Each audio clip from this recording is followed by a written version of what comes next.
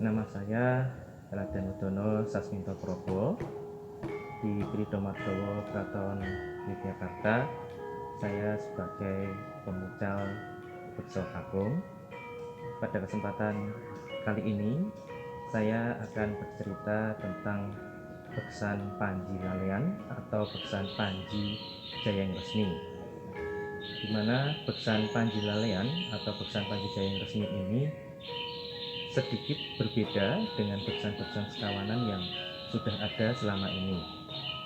Jadi Beksan Panji Lalean atau Beksan Panji Jayeng Resmi ini diangkat dari manuskrip naskah karya Sri Sultan Hamengkubuwono yang pertama, di mana menceritakan perjalanan Panji Lalean pada saat itu ditimbali atau dipanggil oleh kakek gurunya untuk diberi ilmu kembali, untuk belajar menuntut ilmu. Nah, pada saat belajar menuntut ilmu kembali itu, Raden Panji Lalean ini mendengar kabar bahwa ayahandanya, Raja dari Kediri, itu sudah berada di medan laga dan memohon izin kepada kakek gurunya untuk menyusul ayahnya.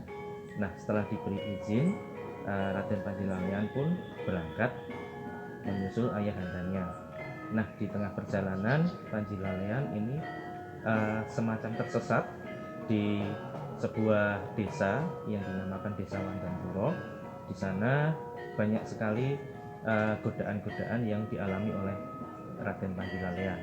Namun karena keteguhan hatinya seorang Panji Lalean, akhirnya bisa melewati itu semua dan kembali berkumpul dengan ayahandanya di medan laga. Nah, jadi dalam Beksan Panji Lalean ini, keunikan yang ada itu adalah tokoh atau paraga beksan gecul. Di sana beksan sekawanan kami mengambil 4 penari dan juga 4 penari gecul dan 4 penari alus. 4 penari di sini merupakan simbol beksan sekawanan yang biasanya itu ada dalam karya-karya dari HB yang pertama. Jadi ada kelipatan 4, yaitu 4 penari putra dengan karakter alus yang menggambarkan Raden Panji dan 4 penari gecul yang menggambarkan abdi ulu bumbunya.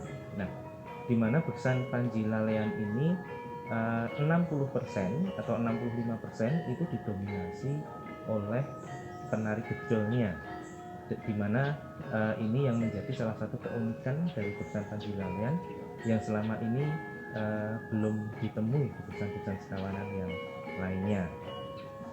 Kemudian di dalam Beksan Panji Lalean ini juga tidak terdapat konflik peperangan seperti dalam beksan sekawanan yang lain, di mana ada konflik peperangan antara tokoh satu dengan tokoh yang lain, ada yang menang ada yang kalah. Tetapi di dalam Beksan Panji Lalean ini konfliknya adalah konflik batin dalam diri seorang Panji, di mana seorang Panji Lalean ini beliau adalah seorang putra raja yang istilahnya bergelimang harta dan ingin apa saja pun bisa. Di satu sisi beliau juga seorang ksatria yang sedang menuntut ilmu, menjadi seorang pertapa dengan segala sesuatu yang serba terbatas.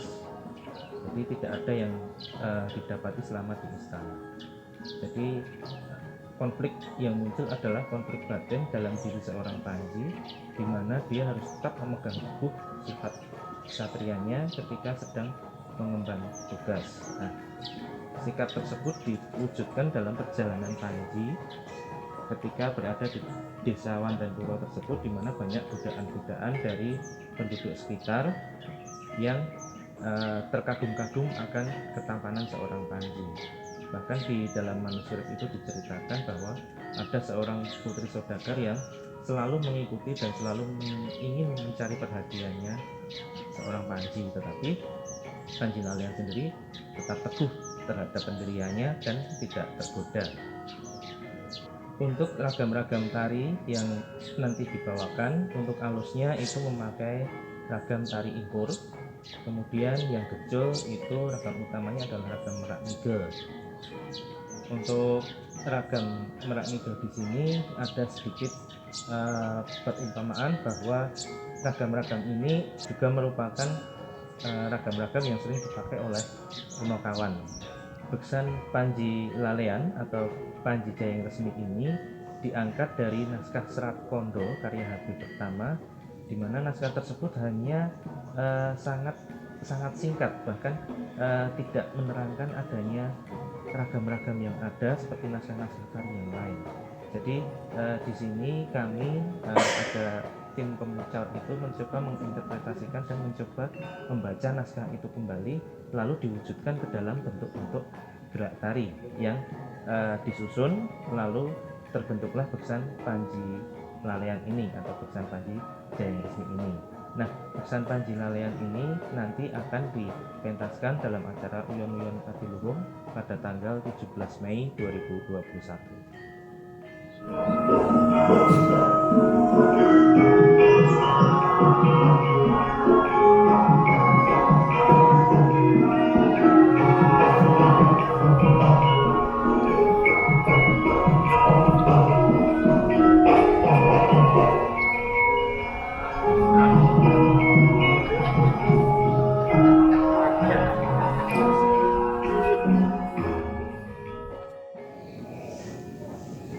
Perkenalkanlah, nama saya Raden Penehu Eksi Bronto yang pada episode Uyon Adiluhung ini menggarap iringan tari maupun uyon-uyon, dan untuk bekso atau tari yaitu Panji Lalean seperti pada biasanya atau garap-garap umum dari HP1.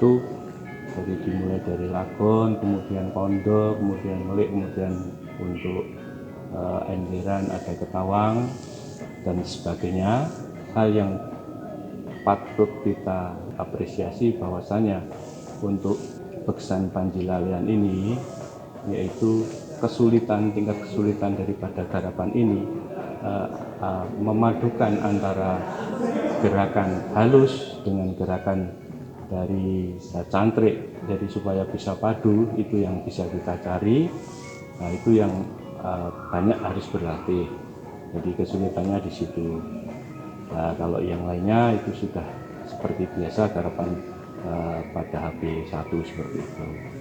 Lalu untuk garapan uyon-uyon atau lirian, karena ini Panji Lalean ini waktunya sekitar 1 jam, kemudian gending soran itu juga lama, maka biasanya yang untuk gending lirian di belakang itu 3 bentuk gending.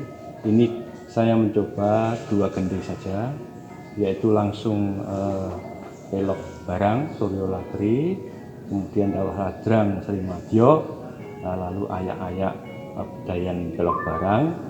Dan uniknya di sini saya ingin menggarap rambangan, yaitu Cengkok Mondowanaran dari Danurjan Mondowanaran yang Kanjeng Bronto Madyo itu cengkoknya.